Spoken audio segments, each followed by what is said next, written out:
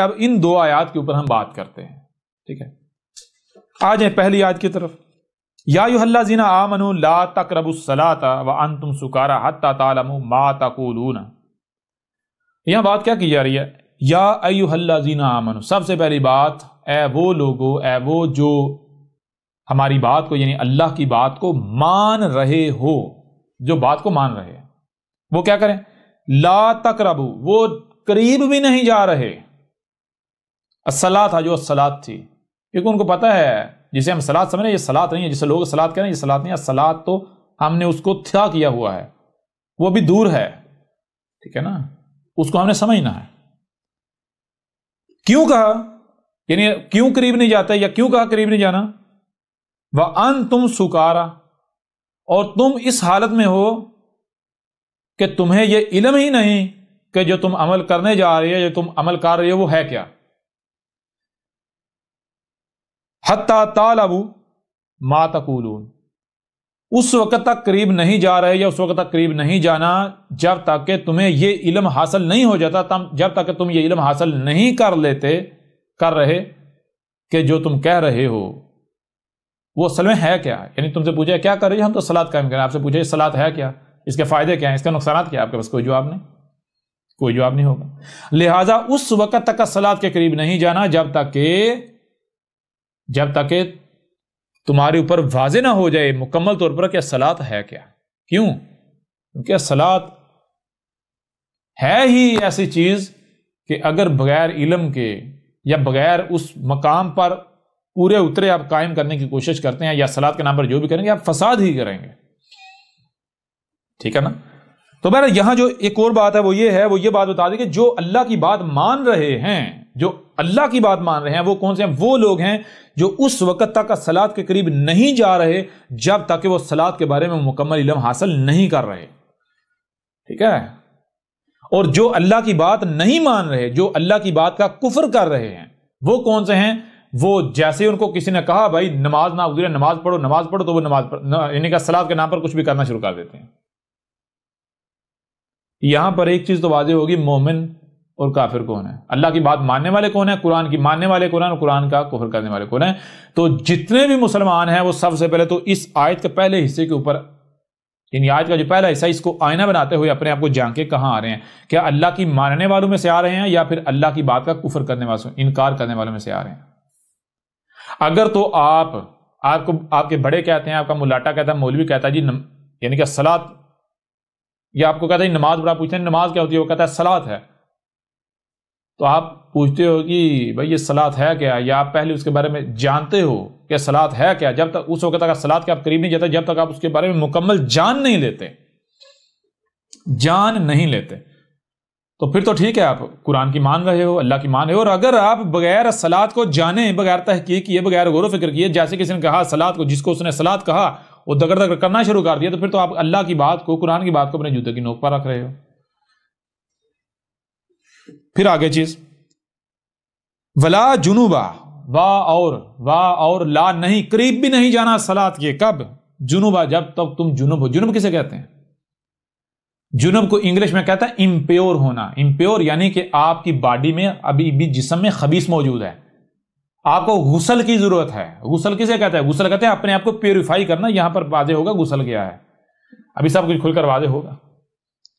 الا عابر السبیل, یہاں تک کہ وہ جو رستے ہیں, وہ طریقے جن رستوں پر عمل کرنے سے تم پیوریفائی نہیں ہو جاتے. یعنی اس وقت تک صلاۃ کے قریب نہیں جانا جب تک کہ اپنے آپ کو پیوریفائی نہیں کر لیتے.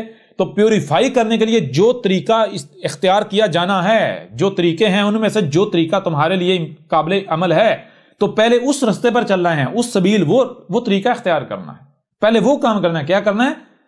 اپنے اندر سے جنب نکالنا ہے, امپیورٹی نکالنی ہے. جنب کسے کہتا ہے؟ امپیورٹی کو. اپنے اندر سے امپیورٹی نکال کے اپنے آپ کو خالص, پاک بنانا ہے, اپنے آپ کو پاک کرنا ہے. ٹھیک ہے جی, اپنے آپ کو پاک کرنا ہے. اب پاک کیسے ہوگے؟ حتی, یہاں تک کہ تک تاصیلو, یہاں تک کہ تمہارا غسل نہیں ہو رہا. جب تک کہ تمہارا غسل نہیں ہو جاتا تب تک کہ تم نے صلاۃ کے قریب نہیں جانا. غسل کیا ہے؟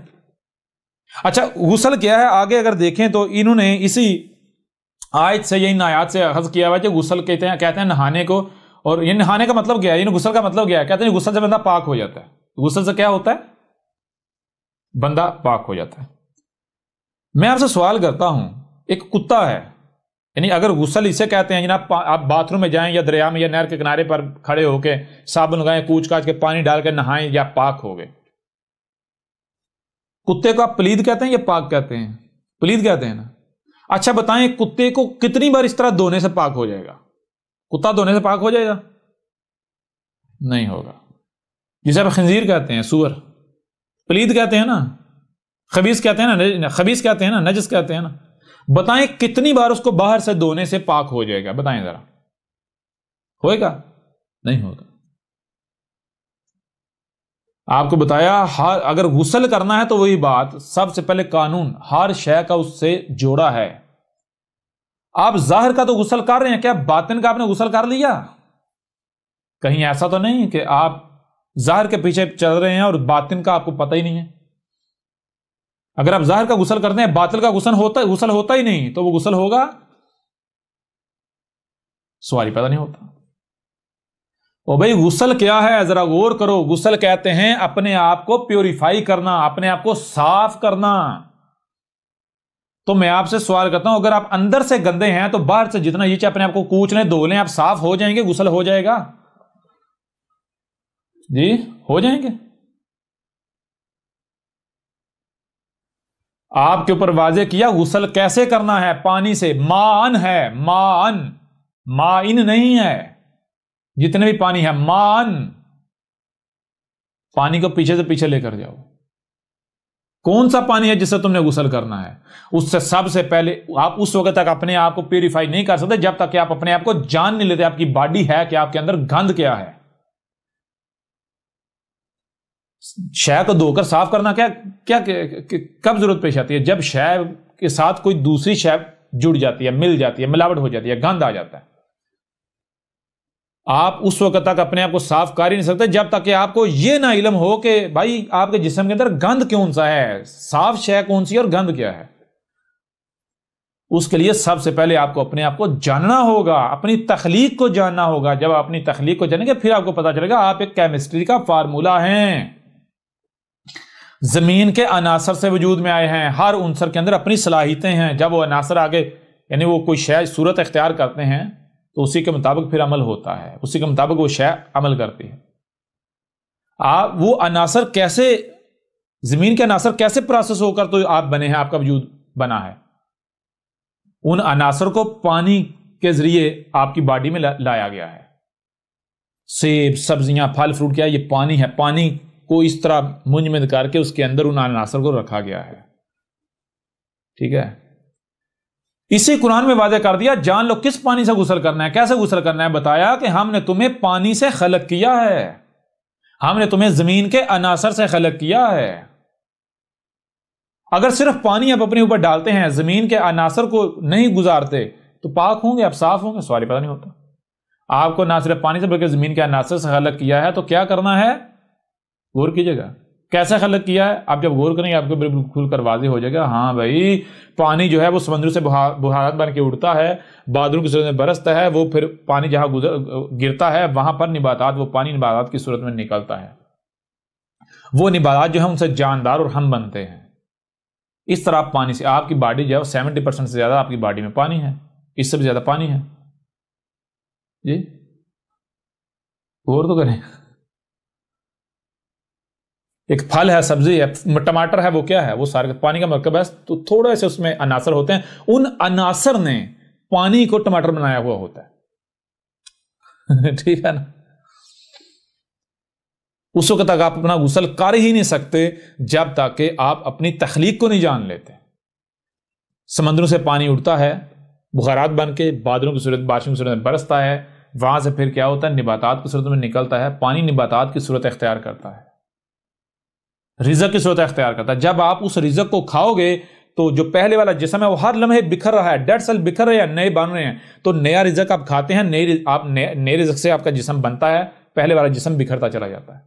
تو جب اب جو یعنی طیب رزق ہے، پانی بہار سے بن کے اڑ رہا ہے، اور وہ یعنی کہ جہاں سے نیچر سے جہاں پانی آ رہا ہے، نیچر جہاں بارشیں برسا رہی ہے، ان بارشوں سے جو رزق نکلتا ہے، جو باغات اگتے ہیں ان کے اوپر جو پھل جو ثمرات اگتے ہیں، جو رزق ہوتا ہے وہ ہوتا ہے طیب پانی، وہ ہوتا ہے ماءن۔ تو آپ نے اس پانی سے اپنا غسل کرنا ہے، یعنی وہ فروٹس کھانے ہیں، وہ سبزیاں کھانی ہیں، وہ نباتات کھانی ہے طیب۔ جب وہ طیب نباتات کھائیں گے طیب، تو آپ کی باڈی پیوریفائی ہو جائے گی۔ باہر سے دھونے سے کچھ نہیں ہوگا جب تک کہ اندر نہیں دھوئیں گے، ٹھیک ہے نا۔ اگر آپ کو غسل کرنے کا کہا جا رہا ہے، غسل کا مطلب یہ ہے کہ آپ کی باڈی جو ہے وہ خبائث سے پاک ہو جائے، آپ کی باڈی کچھ بھی غلط کرنے سے پاک ہو جائے۔ غسل جو ہے اسی کو یہودی اور عیسائی بپتسمہ کہتے ہیں، اسی کو ہندو اشنان کہتے ہیں، ٹھیک ہے جی، اسی کو ہندو اشنان کہتے ہیں۔ کسی ہندو سے پوچھے وہ کیا کہتا ہے، یہ آپ کیا کہہ رہے ہیں جی گنگا میں یہ اشنان کرنا؟ اشنان سے کیا ہوتا ہے؟ اشنان سے ویکتی جو ہے پاپ مکت ہو جاتا ہے، یعنی اشنان کرنے سے ایک بندہ، غسل کرنے سے بندہ جو ہے وہ سن لیس ہو جاتا ہے۔ یہودیوں اور عیسائیوں سے پوچھیں، جب بپتسمہ وہ دیتے ہیں یا لیتے ہیں، بپتسمہ جسے آپ نہانا کہتے ہیں، وہ ان کے ہاں یعنی وہ پادری پانی لے کر آتا ہے کسی چشمے سے، کسی جھیل سے، کسی یعنی دریا سے، وہ پانی لے کر آتا ہے، وہ پادری آپ کو نہلاتا ہے اور کہتا ہے اے میرے بیٹے اب تو سن لیس ہو گیا، تیرے پچھلے سارے دھل گئے، آگے بھی اب تو سن نہیں کرے گا، تو پاپ سن لیس ہو گیا، ٹھیک ہے۔ ایسا ہو سکتا ہے؟ باہر سے پانی ڈالنے سے ایسا ہو سکتا ہے؟ میں چھوٹی سی مثال آپ کے سامنے رکھتا ہوں، چھوٹی سی مثال آپ کے سامنے، ایک مشین، سلائی مشین کی مثال ہے۔ سلائی مشین اگر اندر سے خراب ہو جاتی ہے، وہ صحیح عمل کرے گی، سلائی ٹھیک کرے گی؟ اگر مشین اندر سے خراب ہو جاتی ہے تو سلائی ٹھیک نہیں کرے گی۔ اب کیا ہے، اس وقت تک مشین سلائی ٹھیک نہیں کرے گی جب تک کہ مشین کا غسل نہیں ہو جاتا، اس وقت تک مشین سے کام نہیں لیا جائے گا، اس وقت تک مشین کو سلائی کے قریب بھی نہیں لے کر جایا جائے گا جب تک کہ مشین کا غسل نہیں کر دیا جاتا۔ مشین کا غسل کیسے ہوگا؟ مشین جس سے بنی ہے اسی سے غسل ہوگا، جو پرزا اس کے اندر خراب ہوا بنا ہے وہی پرزا اور اسی سے بنا ہوا پرزا اس مشین سے نکال کر اس کی جگہ پر نیا انسٹال کیا جائے گا، اسے کہتے ہیں غسل، ٹھیک ہے جی۔ غسل کسے کہتے ہیں؟ غسل کہتے ہیں ایک خراب، یعنی کہ جسے آپ آسان الفاظ میں کہتے ہیں، یہ انگلش میں کہتے ہیں کہ خراب شے کو صحیح سے ریپلیس کر دینا۔ جیسے آپ کی مشین ہے، کوئی گاڑی ہے، اس کے اندر کوئی پرزا خراب ہو جاتا ہے تو غسل کہتے ہیں خراب پرزے کو ہٹا کے اس کی جگہ پر نیا پرزا لگا دینا، ریپلیس کر دینا، اسے کہتے ہیں غسل۔ تو جب تک آپ کی باڈی پیور نہیں ہے، امپیور ہے، خبیث ہے، غیر متوازن ہے، یہ جن عناصر سے بنی ہوئی ہے وہ عناصر غیر متوازن ہیں، وہ غیر اللہ کے رزق سے، مین میڈ رزق سے بنی ہوئی ہے، تو تب تک آپ جو بھی عمل کرو گے وہ فساد ہوگا، آسمان و زمین میں فساد ہوں گے۔ لہٰذا اس وقت تک کسی ایک بھی عمل کے یعنی صلاۃ کے قریب نہیں جانا جب تک کہ تم اپنے آپ کو پیوریفائی نہیں کر لیتے، اپنے آپ غسل نہیں کر لیتے۔ غسل کیسے ہوگا؟ طیب رزق سے، ثمرات سے، باغات کا جو رزق ہے، ٹھیک ہے نا۔ اور غسل کے لیے پہلی شرط کہ پانی ہونا چاہیے، ٹھیک ہے نا۔ پانی کون سا؟ یہ پانی نہیں یہ جو نل سے نکل رہا ہے، ٹھیک ہے نا۔ یہ سبزیاں، یہ پھل فروٹ کیا ہیں؟ یہ پانی ہی تو ہے۔ اگر تو آپ کا جسم صرف پانی سے بنا ہے تو ٹھیک ہے، پانی سے دھل جائے گا۔ اگر پانی کے ساتھ زمین کے عناصر سے بنا ہے تو پھر وہ پانی جس کے اندر زمین کے عناصر بھی ہیں، ماءن ہے، ماء جو ہے جسے آپ پانی کہتے ہیں، اس کو پیچھے سے پیچھے لے کر جاؤ تو آپ کو پتا چلے گا پانی زمین پر آیا کیسے تھا۔ ماء کہتے کسے ہیں؟ ماء اس پانی کو نہیں کہتے، یہ اس پانی کا ایک حصہ ہے، ٹھیک ہے نا، اس کا ایک حصہ ہے، اس کا ایک جزء ہے جسے آپ پانی کہتے ہیں یہ سمندروں میں۔ اصل جسے قرآن ماء کہہ رہا ہے، ماءن کیا ہے؟ یہ جو پانی ہے اس کو پیچھے سے پیچھے لے کر جائیں، آپ کو پتا چل گیا یہ پانی آیا کہاں تھا۔ یہ زمین پر جو سب سے آخر میں 4 اقسام کے شہابیہ آئے، ان 4 اقسام کے شہابیہ جب ڈیکمپوز ہوئے گا تو ان کے اندر سے سب ایٹامک پارٹیکلز نکل کے تو ان کے ملنے سے پانی وجود میں آیا۔ یہ جو پانی جسے آپ کہتے ہیں ماءن کیا ہے؟ ماءن کہتے ہیں یہ جو جسے آپ پانی کہتے ہیں یہ پلس زمین کے عناصر، ایلیمنٹس آف ارتھ پلس یہ جو پانی جسے آپ کہتے ہیں، یعنی ماءن کہتے ہیں کسے؟ ماءن کہتے ہیں زمین کے تمام عناصر، ایلیمنٹس، جن کے اندر ہائیڈروجن بھی آتی ہے، آکسیجن بھی آتی ہے، کاپر بھی آتا ہے، سلور بھی آتا ہے، یعنی کہ یہ سارے، میگنیشیم بھی آتی ہے، جتنے جو ہیں اب جسے آپ پیریوڈک ٹیبل کہتے ہیں، اس کے اندر دیکھیں کیا کچھ ہے، یہ ہے مان سے غسل کرنا ہے. یہ جو پانی ہے نا، اس سے غسل نہیں کرنا، اس سے نہانا نہیں ہے. اس سے نہانے سے کیا فرق پڑے گا؟ جیسے آگے بڑھو گے سب کچھ واضح ہو جائے گا.